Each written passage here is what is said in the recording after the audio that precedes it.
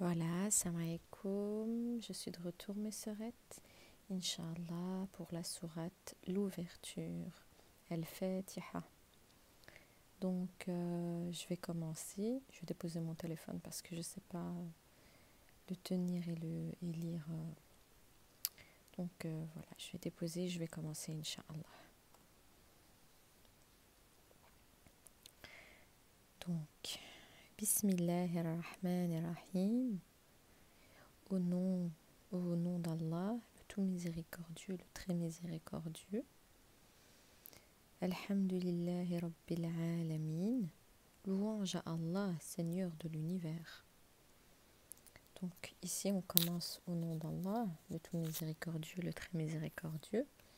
Donc Allah il est miséricordieux avec les croyants et les non-croyants.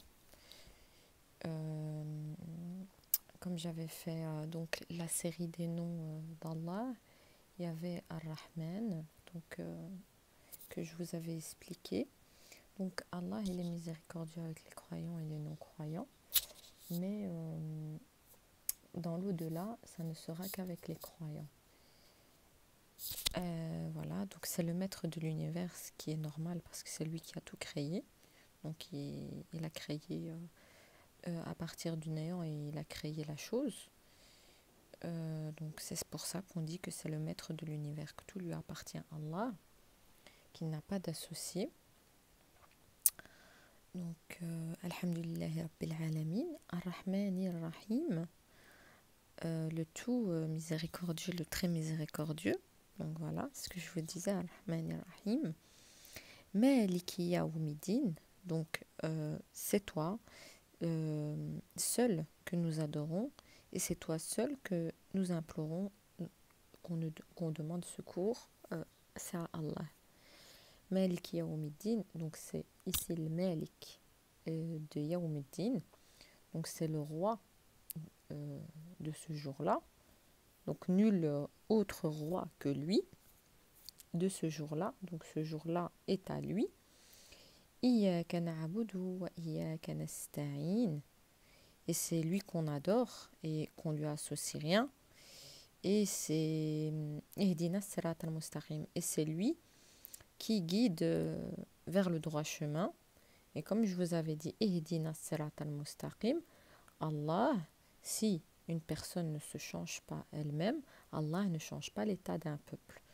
Donc, il faut faire des causes pour pouvoir aller sur la droiture. Car Allah a dit, un pas vers moi, j'en fais 10 vers vous. Donc, c'est normal, c'est logique. Voilà. Quand on veut quelque chose, il faut chercher après cette chose. Quand cette chose est votre priorité, il faut faire les causes à côté et les sabab. Ce qu'on appelle les sabab. Fa'atba'a sababa. Donc, voilà. Tariq al-mustaqim. صراط الذين أنعمت عليهم غير المغضوب عليهم ولا الضالين. Le chemin de ceux que tu as comblés de faveur, non pas de ceux qui ont encouru ta colère, ni des égarés. Ici, celui qui l'a comblé de faveur, c'est pas... oui, la richesse, oui, parce qu'Allah al-Ghani, il est riche, c'est lui le Razzaq, mais c'est pas dans ce sens-là, en fait, les faveurs. Allah, il donne la subsistance à tout le monde. Mais les faveurs, c'est de faire qu'une personne, elle soit assidue dans ses prières, dans ses actes d'adoration, dans son aumône, dans son jeûne. Voilà, dans ses actes d'adoration, Allah, il l'a comblé de faveurs, c'est-à-dire qu'il n'oublie pas Allah Azza wa Jal et que par la faveur, on n'est pas ingrat envers Allah. On est toujours reconnaissant. Et Allah, après, il nous gratifie, il nous récompense de beaucoup de choses, des karamat, des dons. On arrive à plus vite à prendre ce qu'Allah nous demande. C'est pas lourd pour nos cœurs. C'est cela qu'Allah il a comblé de faveurs, les ulul albab, les doués d'intelligence. Non pas de ceux qui ont encouru ta colère. Donc, ceux qui ont encouru la colère d'Allah, ils peuvent avoir la richesse, ils peuvent tout avoir et tout. Mais par la colère, par exemple, c'est une personne qui est là, mais qui persiste dans son péché, au lieu de se dire, ça y est, je vais me repentir. ou quelqu'un qui fait de l'injustice et que en fait cette injustice-là, elle sera ténèbre au jour dernier. Donc ça c'est la colère d'Allah ou des personnes qui comment dire, sont mauvaises avec les parents. Wal birrul walidain, il faut être bon, bienfaisant envers ses parents. Kama kabbarakum saghir, comme ils vous ont, allez, éduqué et donné une éducation et fait grandir depuis que vous êtes petit. Donc, faut leur remettre ça, al birrul walidain. Donc, c'est ça en fait. Et les gens qui sont comblés des faveurs d'Allah, c'est les gens qui, encore une fois, obéissent à Allah. Et ceux qui ont encouru sa colère, donc l'asab, le ghadab d'Allah, c'est parce que ils ont dépassé les limites, ils ont transgressé, voilà, ils ont été au péché, les al-kaba'ir, ils ont touché le kaba'ir, voilà. Mais encore une fois, ça, c'est une preuve que tu sais savoir si Allah t'aime ou si Allah ne t'aime pas.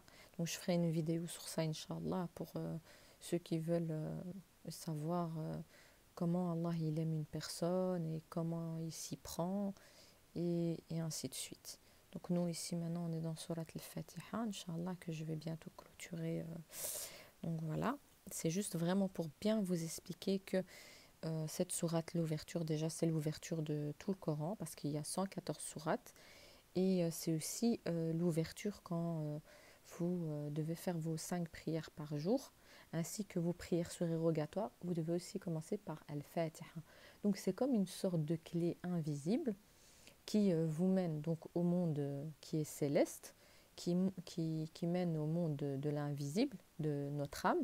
Donc on ouvre cette clé et on laisse en fait pendant la prière, il y a quelque chose qui se passe qui fait que notre âme, elle va voyager pendant la salate et elle va aller à la rencontre de son Seigneur. Parce que déjà, dans la salate, on est prosterné vers Allah Azza wa Jal, qui fait que, voilà, on est en état de ibad, on est en état de ibad, d'adoration, et qui fait qu'on est en contact avec Allah Azza wa Jal. C'est pour ça que Allah il dit, son câble, accrochez-vous à son câble, c'est par la salate. Parce que la première chose sur quoi vous serez questionné, ce sera sur la salate. Que ceux qui ne faisaient pas la salate devront rattraper leur prière sur une pierre.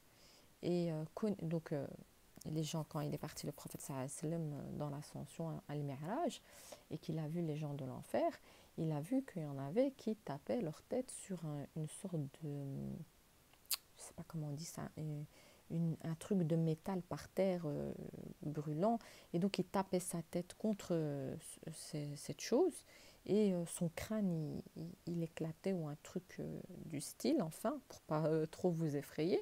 Mais en fait, si je dois dire la vérité, en fait, clairement. Mais voilà, et donc hop, et puis après, donc le truc il n'a plus de tête, et il recommence, il recommence, il recommence. Ça sera sa souffrance dans l'enfer. C'est pour ça, la salat, c'est très très important. Arkanul Islam, khamsa, donc al-shahada, al-salatu, al-sawmu, donc al-sawmu, al-zakatu, al-hajju. Donc c'est très très très important. La prière, elle est importante, et aussi elle vous protège des péchés. Donc à chaque fois que vous faites votre prière, vous êtes en protection. C'est comme vous êtes dans une... Allah, il vous met dans une, comme je vous ai dit, une bulle, mais vous êtes dans le monde invisible. Pendant votre prière, il se passe quelque chose en fait. C'est pas Allah. Bah, il a décidé de faire comme ça ses prières. Il a demandé qu'on fasse ses prières 5 fois par jour. Il y a une sagesse, une hikmah. Allah huwa al-hakim. Donc, subhanallah, Allah il a fait que ces prières ne vous coupent pas du monde céleste, du monde invisible, du monde que Allah connaît, et que même les anges, ils ne connaissent que ce que Allah leur a appris. Donc voilà. Voilà. Donc il y a un secret qui fait que quand vous êtes dans la prière, il y a quelque chose qui se passe, subhanallah al-adim. Donc faites vos prières, c'est un bien, mais un bien pour vous, et pour votre essence, votre esprit, mais surtout votre âme. Si cette âme, elle ne fait pas la prière, elle sera ammaratu bisou. Elle vous suggérera tout le temps du mal, du mal, du mal. Et une personne qui fait encore une fois la prière mécanique n'est pas dans cette bulle, n'est pas dans cette osmose de contact avec son Seigneur. C'est pour ça que la prière doit être faite avec khushu', avec concentration, subhanallah al-azim. Voilà, Inch'Allah, je vais clôturer cette vidéo. Donc, c'était Surat al-Fatiha, Surat l'ouverture. Cette sourate renferme des choses de l'invisible que seul Allah connaît, mais par son nom, on comprend que l'ouverture, c'est une ouverture de quelque chose, de portes invisibles qui sont ici terrestres, pour que l'âme puisse passer ces portes pour pouvoir aller à la rencontre de son Seigneur. Encore une fois, ceci est une sagesse d'Allah. Il n'a pas fait que cette sourate soit dite dans chaque prière, dès le début. Il aurait pu dire qu'on dit Surat al-Ikhlas et qu'on ne dit pas Al-Fatiha. On doit toujours commencer par Al-Fatiha. Ce sont les clés. On a des clés pour le paradis. Eh bien, c'est aussi une clé pour votre paradis, parce que la prière est votre paradis si elle est faite avec khushu', humilité et concentration. Voilà, donc ça c'est une sagesse qu'il faut savoir, c'est important. As-salat, as-salat, as-salat, as-salatu khayrun minan nawm. Donc la prière est mieux que le sommeil. Réveillez-vous, réveillez-vous.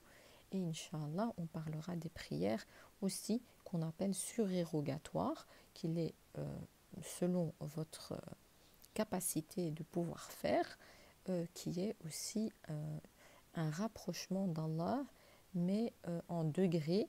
Donc la prière vous rapproche d'Allah, mais les surérogatoires vous rapprochent d'Allah encore plus. Ce que je disais, les gens, les bien-aimés d'Allah. Donc il y a les aimés, il y a les bien-aimés d'Allah. Donc Allah, il a donné cette faveur. Encore une fois, ici dans la sourate Al-Fatiha, on parle de faveur. Donc cette faveur, il l'a donnée que peut-être un petit groupe, car Allah a dit que donc, les gens du paradis seront... Non, le prophète sallallahu alayhi wa sallam dit que les gens du paradis seront comme l'écume de la mer. Je vous laisse réfléchir à l'écume de la mer et vous comprendrez. Ne suivez pas la majorité, mais la minorité. Barakallahu fikum. Assalamu alaikum wa rahmatullah.